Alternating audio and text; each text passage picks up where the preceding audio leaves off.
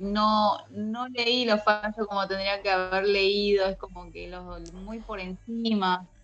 Bueno, a ver, trata de, viste, igual yo creo que igual los que vos me ibas resolviendo estaban bastante bien de privado. Así Pero me que, equivoqué. O sea, en algunas que las tenía que haber sabido, como la literalidad de la ley, después bueno, otra de... pero ahora vos ya la tenés incorporada y cuando ahora te toman te van a tomar varias que se van a repetir y te las vas a acordar. Sí, eso Así que queda sí. tranquila que para, o sea, aprobar vas a aprobar seguro. Y en todo caso tenés el segundo parcial para levantar. Ya con que por lo menos rasguñes un Lo llevo 5 ya con uno cuatro, sí. puede soñar con que en el otro parcial podamos sacar más nota y listo. Así que tranqui. No, no te pongas la presión. Bueno, hola Jay, ¿cómo estás? Bueno, ya que estamos post primer parcial, arrancamos con sesión 7. Jerarquía de los tratados. Nosotros, me alegro que estés bien. Nosotros ya, igual habíamos hablado del tema de los tratados, ¿no? ¿A qué refiere esto de la jerarquía de los tratados? Bueno, lo que nosotros habíamos charlado, que después de la reforma en 1994 se incorporan estos instrumentos internacionales con jerarquía constitucional y que ocupan, ¿no?, el primer podio, el primer lugar de la pirámide junto con la constitución. Ahí tenemos el bloque constitucional, bloque federal, ¿sí? Y vimos que el segundo escalón lo ocupaban qué instrumento. Leyes, tratados, leyes nacionales, leyes provinciales. ¿Qué ocupaba el segundo escalón?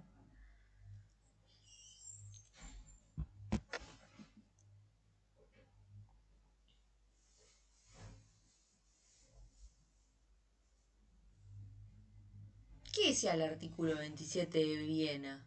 La Convención de Viena. ¿Qué dice el 75 inciso 22? Que ahí se incorporan los tratados con jerarquía constitucional. Sí, y los que no tienen jerarquía constitucional, ¿qué lugar ocupan?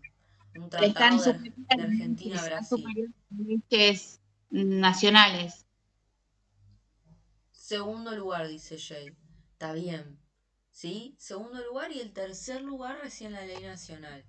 Recordemos que ocupan el segundo lugar, ¿por qué? Porque los tratados, ¿sí?, son un acto complejo federal, llevaban más pasos de aprobación que una ley normal. Y además de eso, ¿por qué otra razón? Porque el 75 inciso 22 también me lo dice. Dice que los tratados tienen una jerarquía superior a las leyes. ¿Y qué otro argumento tenemos también? El artículo 27 de la Convención de Viena, que nos dice que el derecho interno no puede ser excusa para incumplir con el derecho internacional, ¿no? Entonces, tenemos un montón de argumentos para reconocer por qué los tratados están por encima de las leyes nacionales, ¿sí? ¿Estamos? De ahí, de ahí, de ahí retomamos. Bien, bárbaro. Entonces, después nuestra tercera norma, ahí sí vienen las leyes nacionales, ¿sí? Recuerden que antes de 1994 esto era un problema, porque al no tener establecida la jerarquía, los jueces cambiaban de criterio y ahí tenemos el tema que veíamos. Fallo Café La Virginia, Martín Cia, Hermegena Sofovich, muy bien, Hermegena Neustán, ¿sí? Todos esos, porque en esos, claro, al no tener Piensen esto, tiene una lógica, ¿no? ¿Cuál es la siguiente? Ustedes piensen esto, si la jurisprudencia argentina no es obligatoria como fuente de derecho para nosotros, nuestro sistema, que venimos del romano, no del anglosajón, entonces, ¿qué va a pasar? Todo nuestro sistema se basa en la ley. Entonces, si yo no tengo una ley específica que me aclare esa jerarquía, el juez puede cambiar de criterio. Si fuese que nosotros tuviéramos un sistema como el anglosajón, no haría falta que tengamos una ley que lo aclare específico el tema de la jerarquía, porque ya en un momento donde el juez lo decida en algún fallo, eso va a tener que seguir cumpliéndose en casos similares. ¿Se entiende? Pero en cambio acá nosotros no, porque Martín Cía y en Café La Virginia teníamos problemas con la misma ley incluso. Y en uno le da la razón y le dice no pagues ese impuesto en Café La Virginia y en el otro le dice sí, tenés que pagar en Martín Cía. ¿Se entiende? Y no es que es discriminación porque a uno le diga que sí, al otro que no, sino cambio de criterio. Eso es bastante contradictorio y es algo bastante complejo que tiene nuestro sistema. Por eso que nosotros vamos a estar muy recargados de mucha cantidad de leyes, porque justamente nos basamos en las leyes. Esa es nuestra fuente. En cambio, el anglosajón, uno si ve alguna película de Estados Unidos y demás, nombran todo el tiempo fallos. ¿No vieron que dicen todo el tiempo?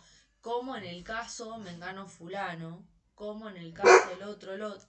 Porque ellos se van a basar todo el tiempo en los precedentes. ¿Sí? Y entonces sus tácticas, cuando vos tenés que defender a alguien, es demostrar que no está dentro de la situación de ese precedente.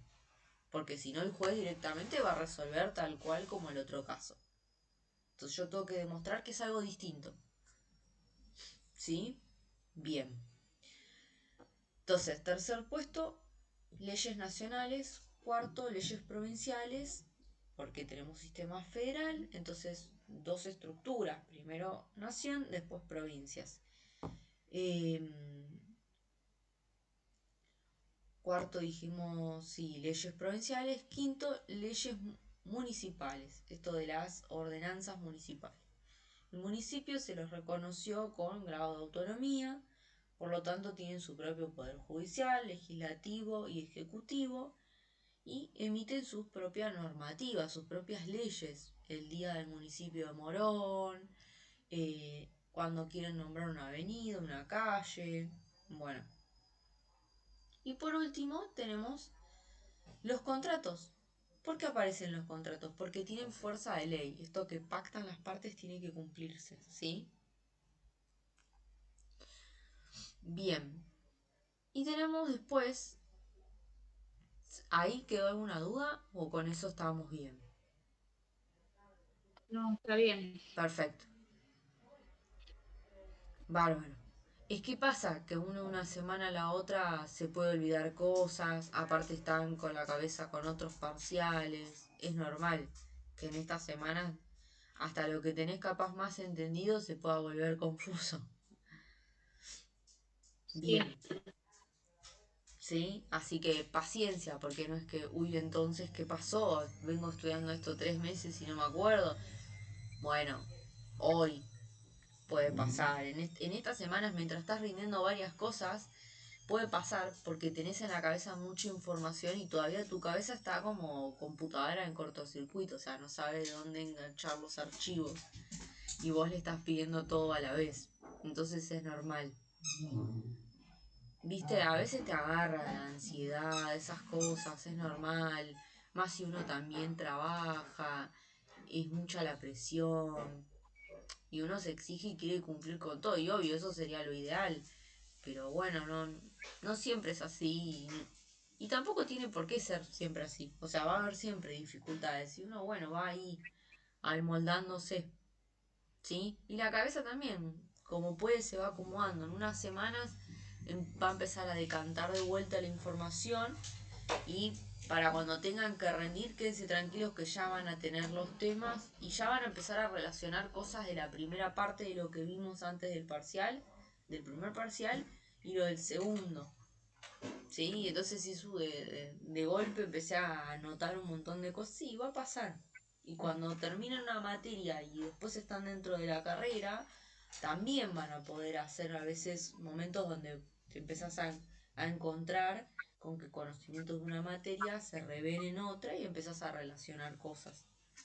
Eso lleva como un tiempo y que empiece a tomar sentido todo esto que vas viendo como tan conceptual. ¿Sí? Bien, después pasamos a la sesión 8 porque como este tema ya en realidad lo vimos, vamos a pasar a la 8. Los derechos humanos, origen, caracteres y principios. ¿Sí? Tema lindo, importante. que después en la carrera van a tener una materia específica de derechos humanos. Y hoy en día yo digo que es una de las materias más importantes de la carrera, porque hoy todas las materias de derecho tienen inclinación hacia los derechos humanos. Sí, Vero. No, no, no, no levanté la mano. Ah, perdón. Hoy todas las materias tienen inclinación hacia los derechos humanos. Familia, internacional, eh, todo lo que tenga que ver con derechos del niño. eh, en sí, todo está laboral, todo está empezando a tener una inclinación hacia ese lado. ¿Por qué? Por esto que habíamos visto antes, ¿no? Por ejemplo, en privado, esto de la constitucionalización del derecho privado. Y por esto de que es claro que para mantener coherencia en el sistema, si se modificó la constitución en 1994, por ende todo el resto de lo que es normativa va a empezar a tener una mirada en perspectiva en función de los derechos humanos. Bien, algo importante, ¿qué son los derechos humanos? Bueno, para dar así como una definición, se habla que los derechos humanos primero son una construcción histórica, o sea, llevaron un proceso para que los tengamos. Y esos procesos fueron muy de a poquito, ¿sí? Uno de, de las primeras cosas que se toma como avance hacia los derechos humanos es, por ejemplo, en la civilización romana, ¿sí? Cuando le reconocen la posibilidad a aquellos que eran esclavos y demás poder casarse con otras personas, poder trabajar, le empezaron a reconocer derechos que tenían los ciudadanos. Obviamente siempre fue por una lucha, ¿sí? Esta gente, por ejemplo, había dejado de producir, dejó de trabajar, entonces se paró, digamos, Roma y de esta manera les tuvieron que negociar y darle como que estos derechos, ¿sí?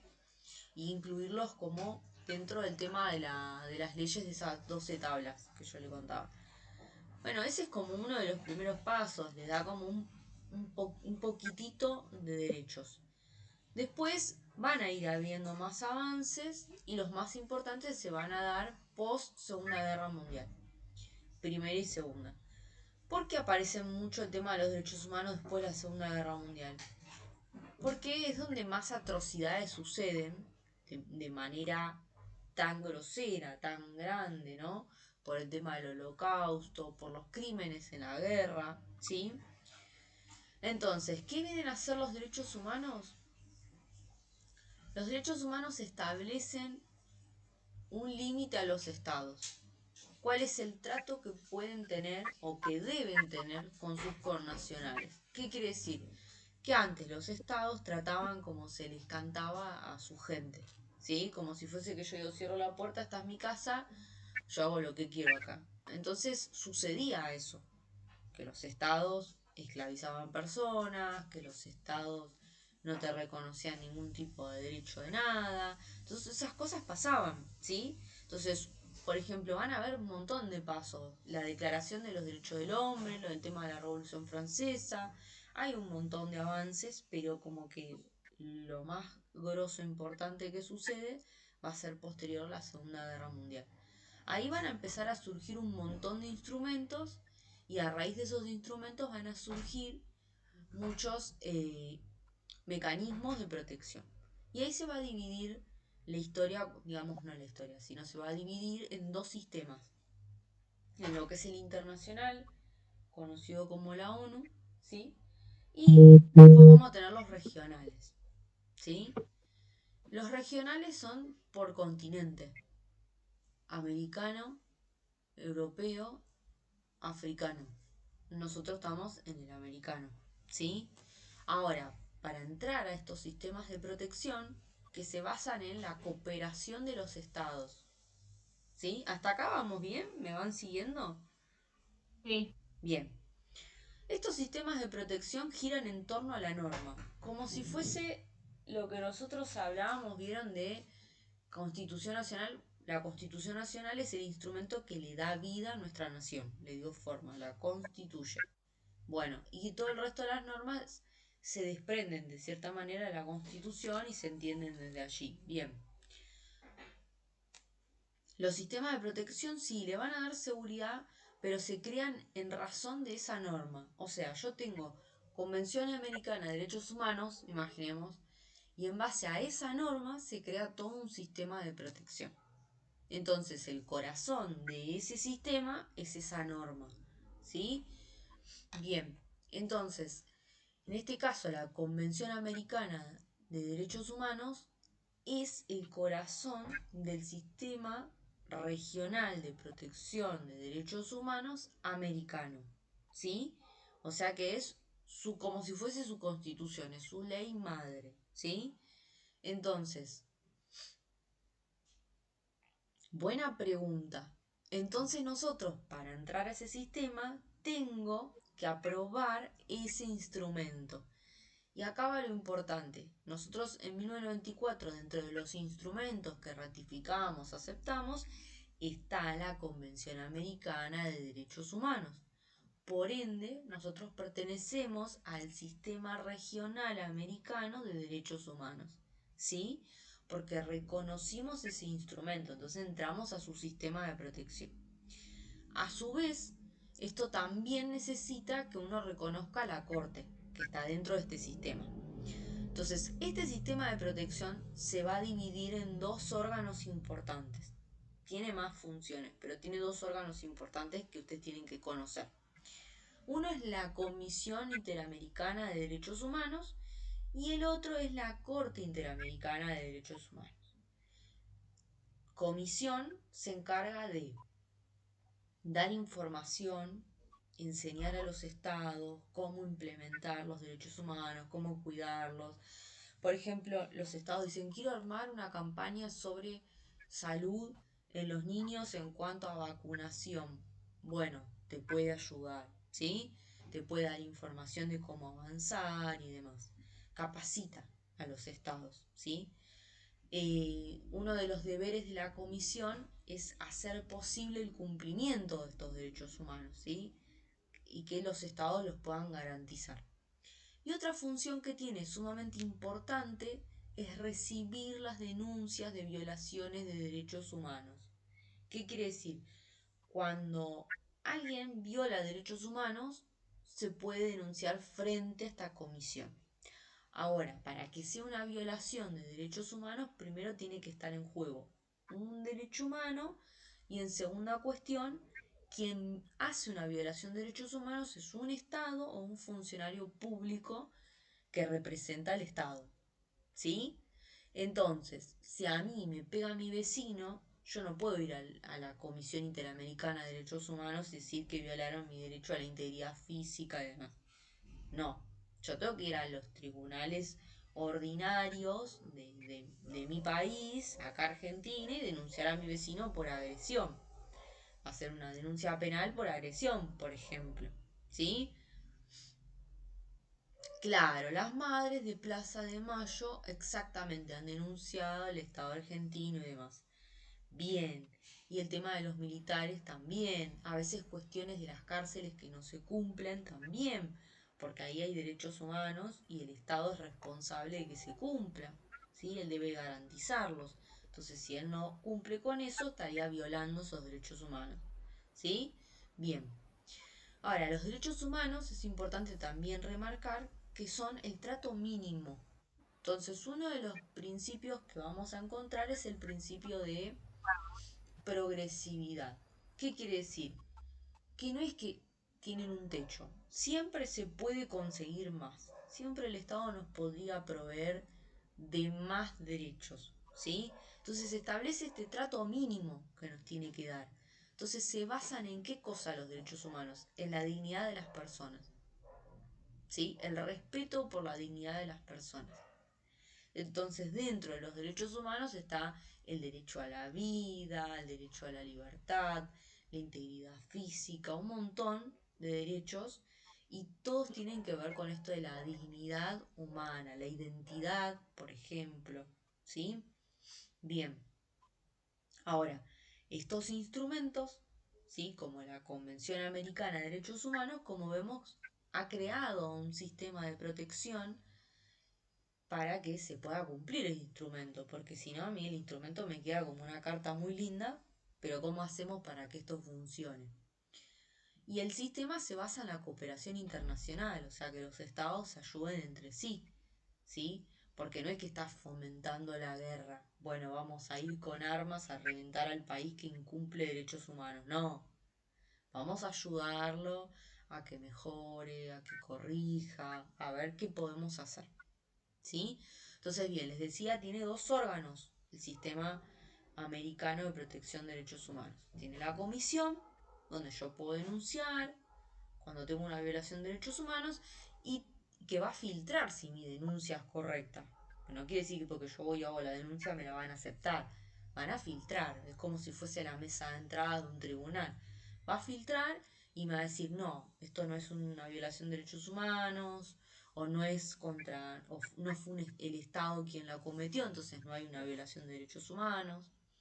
Y otro requisito es, por ejemplo, haber agotado las vías del derecho interno. ¿Qué quiere decir? Que yo primero haya recurrido a mi justicia y después vaya los, a este organismo. No es porque sea como si fuese otra instancia más, sino porque este sistema no reemplaza nuestra justicia, sino que está para acompañar, para solucionar cosas que nosotros no hayamos podido solucionar a tiempo, pero no es que la reemplaza. ¿Sí? Ven que esto va con la idea también de soberanía. ¿Se acuerdan que la Corte, justamente en un fallo, en Fontevecchia, había dicho, que lo vimos creo que en privado, pero si no también igual lo pueden buscar si no se acuerdan, justamente que dijo que cumplía con el tema de los periodistas, ¿sí? No es jurisdicción, es otra palabra, no nos vamos a confundir, son términos distintos, sino tiene que ver con esto de soberanía, o sea, le permite resolver, ¿sí? La Corte Interamericana puede resolver sobre casos de nosotros, pero es algo subsidiario. ¿Qué quiere decir? Primero tenemos nuestra justicia. No es que nuestro poder judicial, listo, lo reemplazamos con la Corte Interamericana. No, sino que vos primero tenés que tratar de solucionarlo en Argentina con nuestros jueces y si no obtenés una respuesta adecuada a ese problema, podés recurrir, ¿sí? Justamente a este organismo. Pero siempre primero tenés que ir a nuestro país y resolver acá, ¿sí? Bien, esto tiene que ver con la soberanía, con el tema del respeto, no es que ellos vienen y te imponen únicamente su justicia, sino que es un... Porque si no, ¿eso qué sería? Buscar la guerra, ¿no? Si yo vengo y directamente te digo, no, no, ya tu tribunal queda anulado, sino que justamente como se basa en la cooperación internacional es, bueno, en caso de que tu país no lo puedan resolver, puedes dirigirte a este organismo, ¿sí? Entonces, primero tenemos la, la comisión que hace este filtro para saber si la denuncia es correspondiente o no.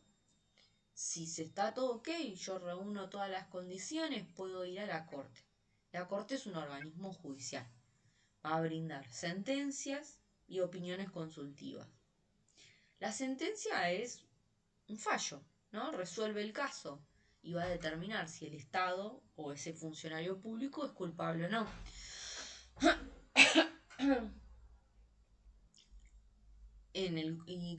Y lo importante acá es decir, bueno, ¿y qué efecto tiene esa sentencia, no? Porque resuelve y ¿qué pasa? Bueno, resuelve y puede pasar lo siguiente, puede condenar al Estado a indemnizar a las víctimas con dinero, con lo que sea necesario, puede considerar, por ejemplo, eh, tratar de hacer algo por la memoria, como fue en el caso de nosotros por los militares y demás, por la dictadura, vieron que hay un montón de cosas que trata de cerrar esa herida dentro de la memoria.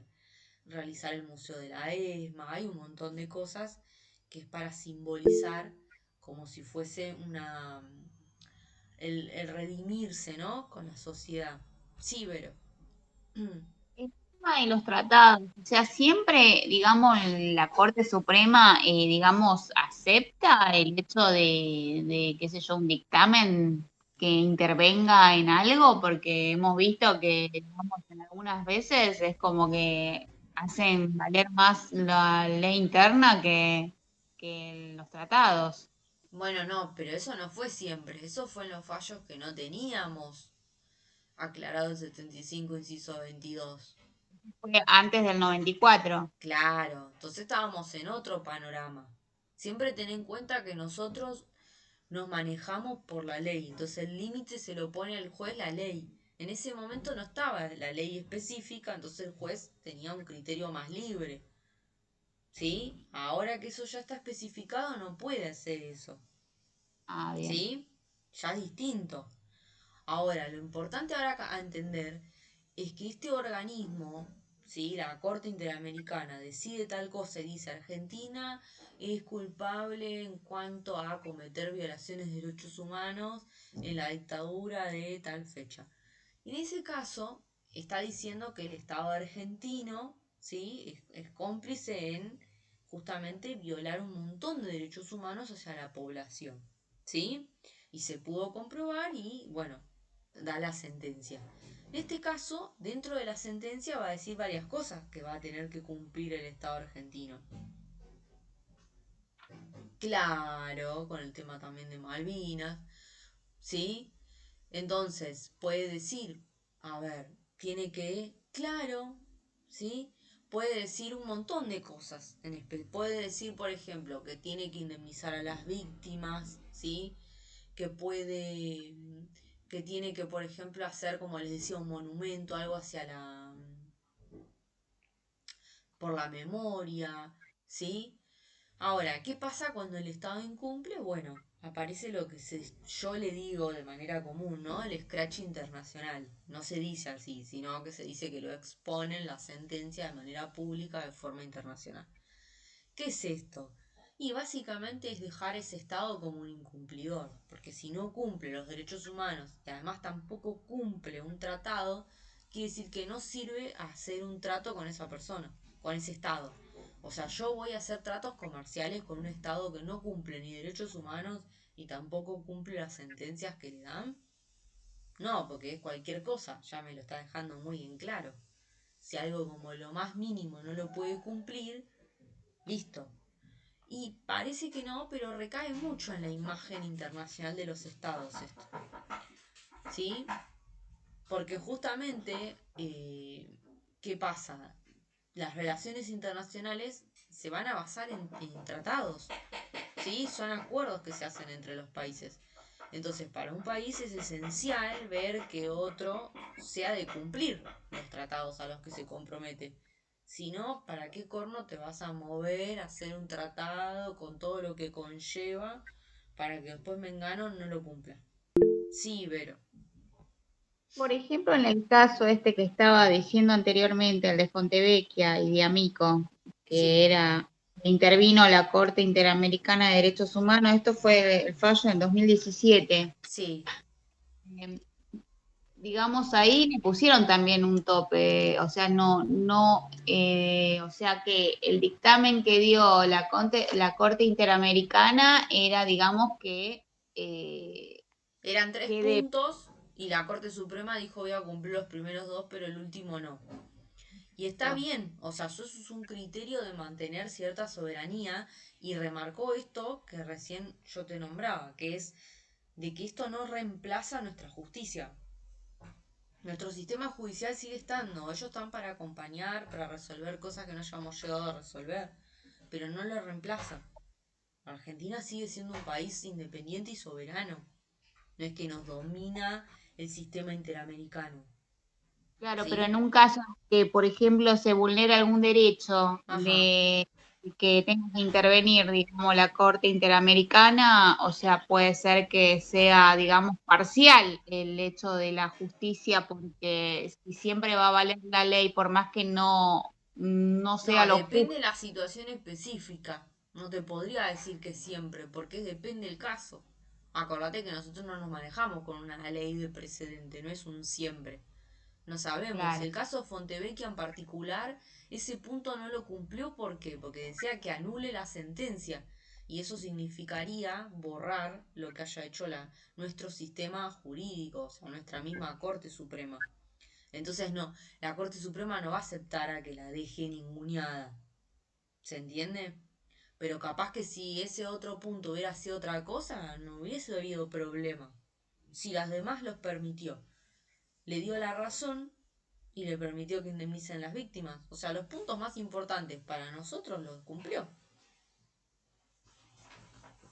Para las Claro. víctimas lo más importante era eso, ¿no? Para los periodistas, encima para mí les dio la razón, la Corte Interamericana no la tenía. Para mí estaba mejor la sentencia que teníamos nosotros. O sea, para mí era más importante el derecho a la imagen, a alguien que lo escrachan públicamente, que es el hijo no querido, no reconocido, que los periodistas que supuestamente se, se fueron lesionados su derecho a la prensa, así, ¿en qué hace al comunicar que a nosotros nos muestren quién es el hijo de?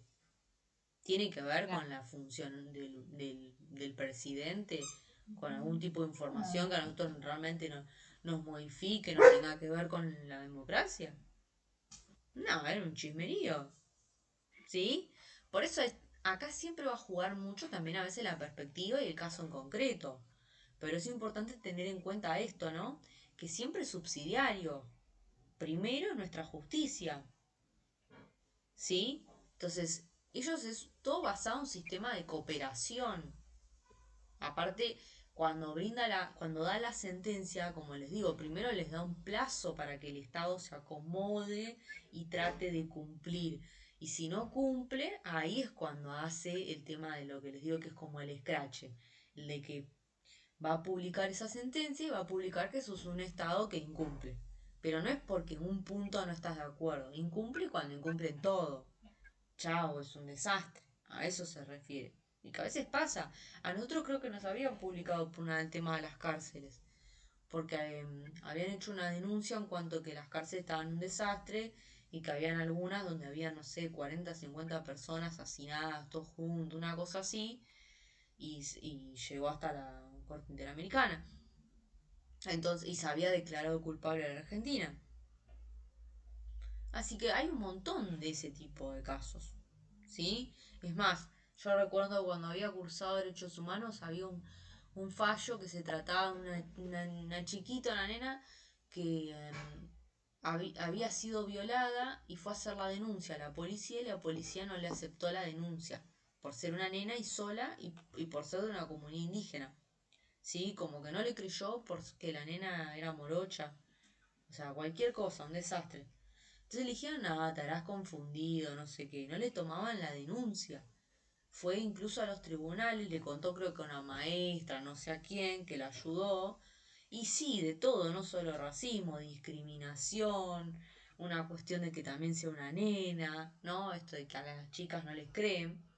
Entonces terminó contándole creo que a una vecina, a una maestra, no sé, alguien la ayuda a tratar de hacer la denuncia en los tribunales y poco le daban bola porque como que no le creían de si era verdad, si no era cierto, de por qué entonces la policía no te creyó.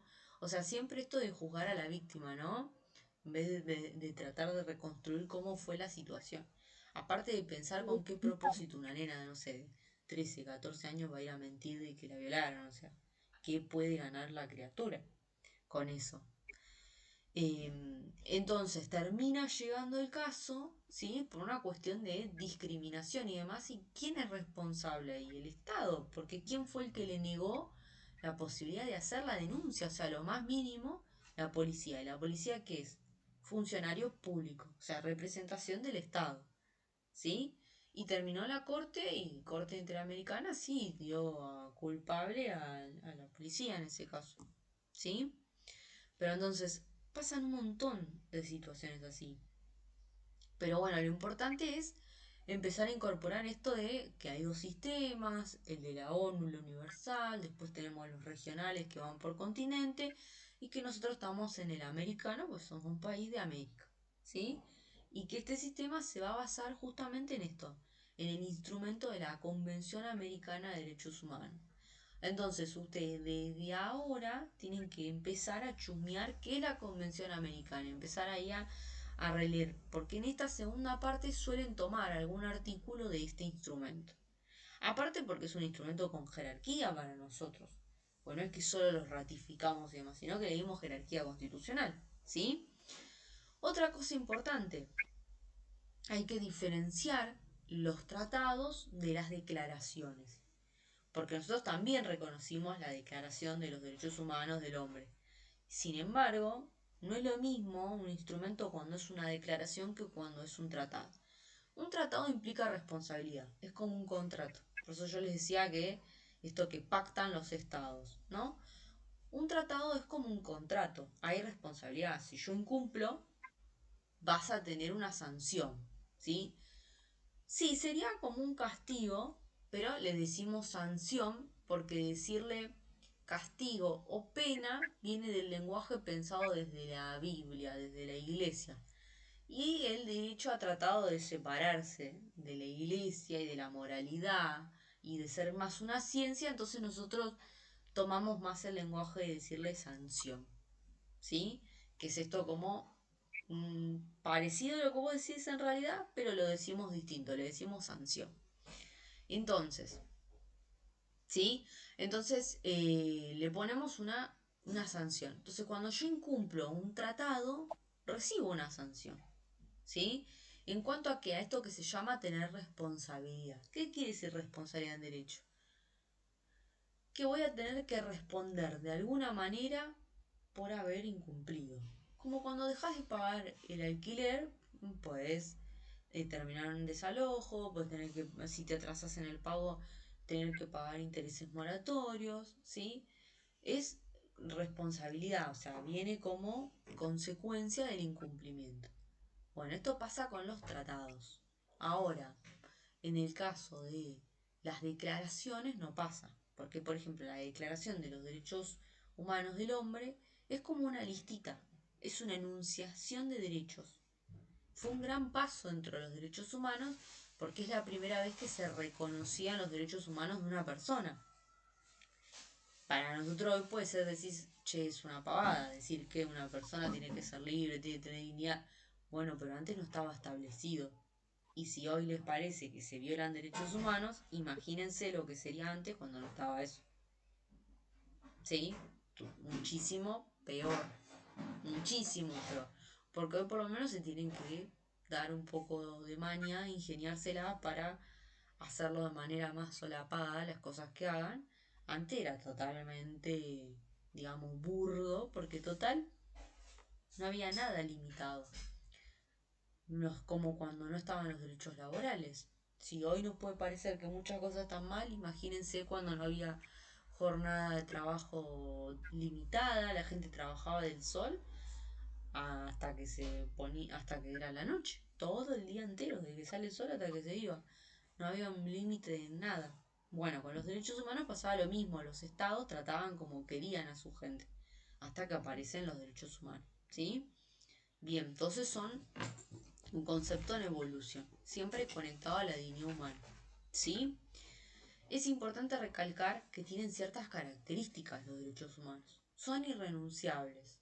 Yo no puedo renunciar, no puedo firmar que los pierdo, que los dejo, que los regalo. No se puede. No me pueden obligar. No sirve. O sea, no es válido. Como si sea que lo firmara. ¿Por qué? Porque estaría aceptando dejar de ser persona. Porque otra característica de los derechos humanos es que son inherentes a la persona, o sea, van pegados conmigo. No puedo no ser persona, ¿sí? No puedo no tener derechos humanos. Si no me convierto en un mueble, en una cosa. Y las personas no están dentro de la categoría de cosas o de bienes, como dice el Código Civil y Comercial. No tenemos un precio en el mercado, ¿sí? No tenemos ahí una fecha de vencimiento. Somos personas y por el simple hecho de ser personas ya tenés derechos humanos. No es que hay que ganárselos o que los tienen algunos y otros no.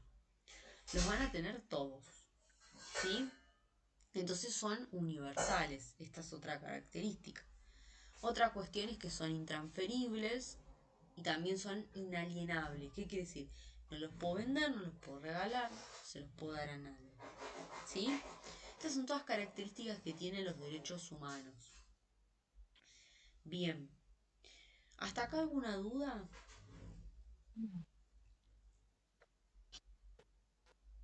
Uf, qué buena pregunta. las personas en Irak. Bueno,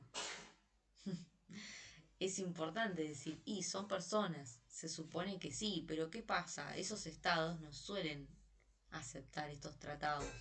Entonces ellos no están sujetos a cumplir ninguna de esa normativa. Ellos no suelen reconocer ninguno de esos instrumentos. De hecho, Estados Unidos tampoco los reconoció. ¿Y por qué? Porque ellos van a esos países a hacer sus guerras, entonces después nos van a quedar señalados como culpables de violación de derechos humanos. Ellos no han aceptado ninguno de esos instrumentos tampoco. ¿Sí? Y después, por ejemplo, Venezuela, desde que entró en este cambio con Maduro y demás, que está en un tipo de dictadura, porque es clarísimo, ha intentado renunciar a estos tratados de derechos humanos y salir, porque sí se puede como finalizar un contrato, sí podés. El problema es que hasta que el sistema de derechos humanos, el sistema este regional americano te reconozcan, te apruebe la salida de los tratados, vos mientras tanto tenés que seguir cumpliendo y si no tenés responsabilidad. Bueno, ellos ya han caído en responsabilidad todo el tema porque siguen incumpliendo todo el tiempo, o sea, desde lo más mínimo les han hecho un montón de cosas que estaban mal. Desde, por ejemplo, limitar el derecho a la prensa, pero de manera absurda. La gente tuvo incomunicación. Bueno, lo que se les ocurra. Pasaron un montón de cosas bastante feas. Entonces, bueno, es normal que cuando un Estado, es típica señal, si un Estado está por entrar en dictadura, o entró en una dictadura, o piensa hacer alguna guerra media rara, o está por entrar en alguna cosa rara, no te acepta los tratados de entrada, o cuando está por hacer este cambio malo, va a tratar de renunciar a los tratados si ya los tiene. A ver la pregunta, Jay, perdón. En el supuesto caso de Venezuela salga la convención, ¿puede haber retroactividad? No. Siempre se juzga a partir de que vos aceptaste esos tratados. De ahí para adelante, no para atrás. ¿Sí? Pero se juzga, digamos, lo cometido en ese momento. Ahora, igualmente, ¿qué pasa? Violaciones de derechos humanos en cuanto a cuestiones de crímenes de guerra, lesa humanidad, ese tipo de cosas, no tienen un vencimiento en cuanto a cuándo yo puedo reclamar. El derecho no se va a morir ahí. Ya lo vamos a ver cuando veamos Corte Penal Internacional. Está bueno para charlar esos temas. Ahí van a ver que uno puede reclamarlo igual en todo caso, después de que pase el tiempo. ¿Sí? Pero bueno, ya ahí es como específico a los problemas de diferentes víctimas. ¿Sí? Pero es, como reitero, es típica señal que si un Estado pide salir de tal instrumento o algo porque está por detonarse todo, o ya está mandándose un montón de cosas que no debería, o si nunca lo aceptó, como Estados Unidos otros, porque tiene clarísimo que él va a ser un incumplidor. ¿Sí? Sí, decime, Vero. O sea que digamos, cuando son, digamos, violados los derechos humanos, no prescriben. Exactamente, no prescriben. Son imprescriptibles, ¿sí? Sobre todo los que tienen que ver con los delitos que controla después la Corte Penal Internacional, ¿sí? Ahora, como tarea, es interesante que después busquen todas las características, están en el manual, todas las características que tienen los derechos humanos. Estas que nombramos son inherentes, son universales, hay un montón, búsquenlas todas, ¿sí? Y vayan leyéndolas, a ver de qué tratan. Porque tiene que ver con esto de para qué nos sirven los derechos humanos. Como vimos, nos sirven para poner un límite al Estado. Porque piensen esto, el Estado no podría tender a abusarse de nosotros, sí, por su propia naturaleza. Es terrible aparato con un montón de poder, que es el que nosotros le dimos, pero la suma de nuestro poder, y nosotros quedamos como individuo ahí, como ellos somos un títere, porque el Estado te marca qué puedes hacer y qué no. ¿Puedo comprar un terreno? sí, bueno, si tenés tales papeles y lo podés hacer y si podés después pagar una escritura, porque si no, no vas a ser del todo dueño. Entonces, bueno, no, un montón de límites hay. Bueno, ¿y me puedo casar con una planta? No, todavía no está regulado en el código, no, no podés. Entonces, siempre dependés mucho de lo que el Estado pueda dejarte hacer. Entonces, imagínense los abusos que habían antes, pero abusos reales en cuanto a no poder elegir ni con quién casarte, a el no tener ningún tipo de límite a cómo te puedan tratar. Todo eso eran cuestiones muy elementales que hacía falta marcar y ahí aparecen los derechos humanos, ¿sí? Porque justamente se ha visto, sobre todo en los contextos de guerra, pasaban atrocidades, no había ningún límite en nada, ¿sí? Bien, Vero, decime. No, nada, que ahí entraría, digamos, la definición de Weber, cómo define al Estado, que ejerce el Sí, monopolio de la violencia legítima, o sea, está muy bien porque te funciona en cierta manera. es que el Estado es una estructura de poder, es un aparato estatal, es una estructura de poder que justamente se legitima la aprobación que le da la gente, que la misma gente es quien le da el poder, pero a su vez para poder mantenerlo lo hace por la fuerza, no lo hace de manera voluntaria. Trata de generar igual una aceptación todo el tiempo, por eso te va dando cosas. Por eso yo siempre digo que la parte de derechos, la primera parte de la constitución son los espejitos de colores, esto que te da un par de cosas, ¿sí? Pero siempre sostiene la soga, siempre el poder lo sigue teniendo él. Te da un poquito de metros de soga para que des un par de vueltas, como al perro, lo dejas que vaya hasta la esquina, volvé, pero ¿quién mantiene la soga? El Estado. Y cuando te quiere tironear, te quiere sacar, lo hace, lo puede hacer. Porque el diseño también de las normas y todo lo arma él. Entonces, claramente se dejó también beneficios. ¿Sí? Entonces, siempre hay una gran diferencia de poder. Entonces, justamente estos derechos humanos lo que hacen es decirle, para, tenés los derechos humanos, tenés un trato mínimo, no lo puedes tratar como una alfombra a tu ciudadano. Es una persona. Tenés que hacer ahí un parate y eso tenerlo siempre presente en todo tipo de vinculación que tengas. Desde cuando detenés a una persona, desde cuando se le toma una declaración, desde si hay que recibirle una denuncia. No importa si la denuncia es falsa o no, después habrá que hacer análisis y se descartará, pero vos tenés que tomarle la denuncia a la persona. ¿Por qué vas a hacer un juicio de valor por si la edad que tiene, o por si viene una comunidad indígena, o por si es morocho, o por si es mujer? No estás calificado para eso. Eso es un policía, tiene que recibir la denuncia, ese es tu trabajo. ¿Sí? ¿Y por qué aparte ahí el Estado también sería responsable? ¿Por qué permitir que eso avance? ¿Cómo ahí el tribunal va a pensar y ponerse de acuerdo en lo mismo que dijo el policía? En primera instancia, donde se enteraban de algo así, tendría que el Estado actuar, para no ser responsable de esto, actuar sobre ese policía, que lo suspendan, lo que sea. ¿Cómo va a estar trabajando para protegernos a nosotros y no te va a recibir la denuncia? Te va a decir, ay, no, no tenéis cara de que te hayan violado, me parece que es mentira. ¿Quién te va a violar a vos? Que tenga que decir algo así. Es ridículo, pero suceden estas cosas un montón. Lo mismo que en las dictaduras, porque se lo juzga justamente. Porque quien está en función del Estado, de cuidarte y demás, te tortura, te golpea, secuestra gente. ¿Sí?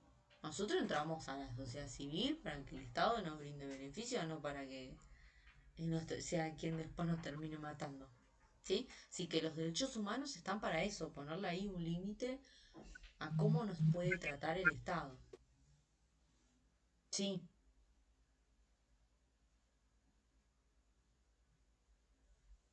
No, yo no hablé. Ah, perdón. Bueno, igual hay corto porque y en 5 mando el link de nuevo, pues ya termina la reunión, ¿sí?